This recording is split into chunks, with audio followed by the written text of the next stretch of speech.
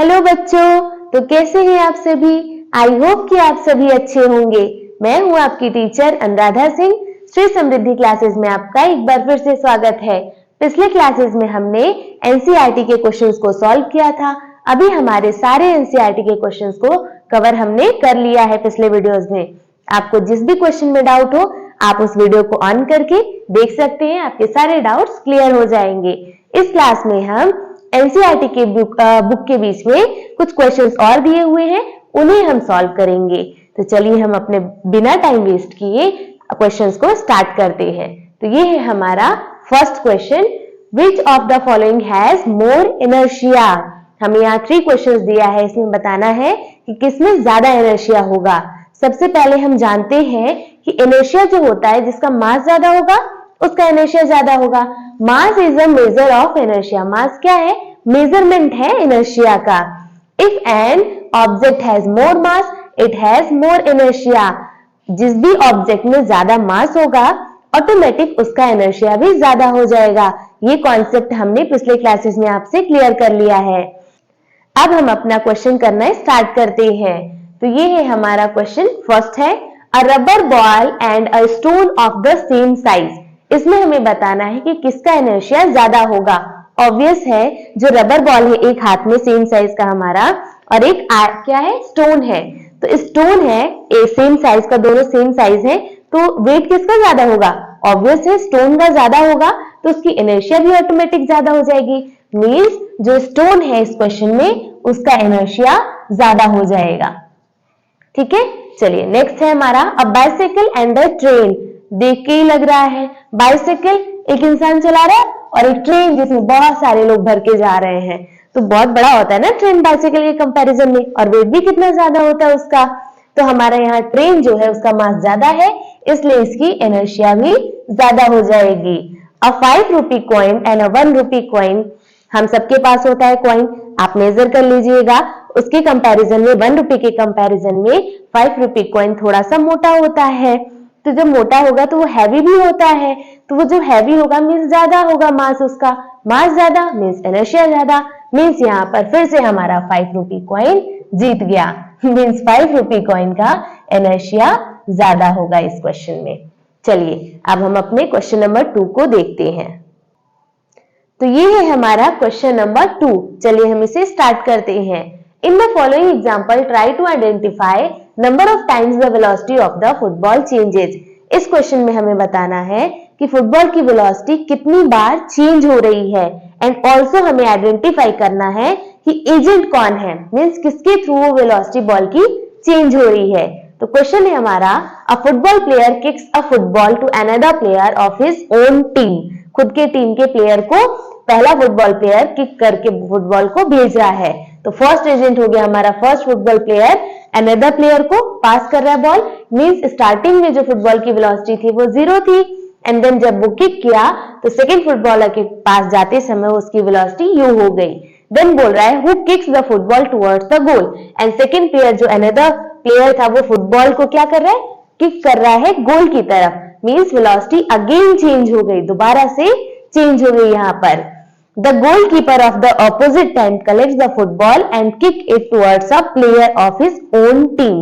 And second क्या करता है? जो गोलकीपर है, मीन सेकंड टीम का कोई प्लेयर होगा, वो गोलकीपर बना है तो बॉल को स्टॉप करता है, रोकता है। Goalkeeper of opposite team stops the football.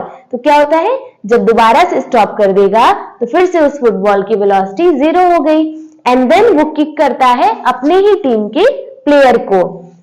Goalkeeper kick the football towards our team player. अपने ही प्लेयर को किक करता है तो वेलोसिटी देन अगेन चेंज हो जाती है हमारी, कुछ उसकी वेलोसिटी होगी। ठीक है, चलिए अब हम अपना क्वेश्चन नंबर 3 स्टार्ट करते हैं। तो ये है हमारा क्वेश्चन नंबर 3। चलिए हम इसे देखते हैं। Explain why some of trees में get detached from a tree if we vigorously shakes its branch. इस क्वेश्चन में बोल रहा है कि अगर कोई ट्री है और उस पे जो लीव्स होते हैं, अगर हम उसके ट्री के ब्रांचेस को शेक करते हैं, मींस जोर से हिलाते हैं, तो उसके जो कुछ लीव्स होते हैं वो ट्री से डिटैच क्यों हो जाते हैं, मींस टूटकर नीचे क्यों गिर जाते हैं। तो इसका पहले हम एक एग्जांपल दे देते हैं। जो ट्री होता है वो क्या होता है? हमारा रेस्ट पोजीशन में है, उसके लीव्स भी हमारे रेस्ट पोजीशन में है। अब जब हम उसे मोशन में लाने की कोशिश करेंगे तो वो रेस्ट पोजीशन से मोशन में आने के लिए रेसिस्ट करेगा, मींस अपोज करेगा due to inertia of rest. तो क्या होगा, जो टाइटली फिक्स है ब्रांचेस में ट्री के, वो लीव्स तो अपने अटैच रहेंगे, थोड़ा सा मोशन में आएंगे ब्रांचेस के साथ एंड देन स्टॉप हो जाएंगे, रेस्ट में हो जाएंगे।